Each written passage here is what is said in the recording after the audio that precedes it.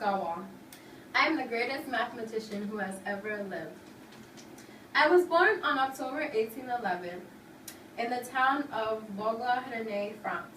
Both of my parents, Nicolas Gabriel Galois and Adeline Marie Demanded, were smart people who were well educated in philosophy. But math never ran in my family. I guess I had to try something new. On October 1823, I entered high school, and even though the beginning of my school year was rough, I managed to do well for the first 2 years. After a while, I became very interested in math at 14 years old.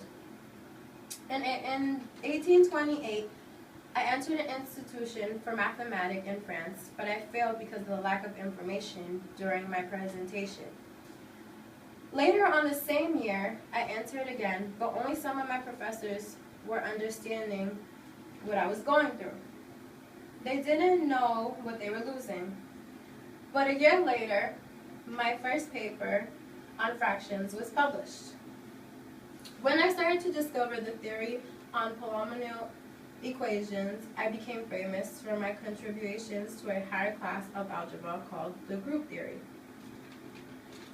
The problems provided solutions to things like radical equations, square roots, and other functions. I lived up to 20 years with little time in life, but I managed to have many experiences. On May 31st, 1832 is when I died, by a gunshot due to a duel. I did not get any medical attention for many hours, and maybe, just maybe, I could have lived.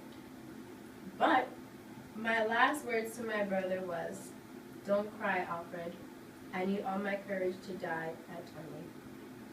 Some of the math problems I did with square roots, like 49, the square root of 49 is 7, the square root of 64 is 8, and the square root of 100 is 10. Thank you.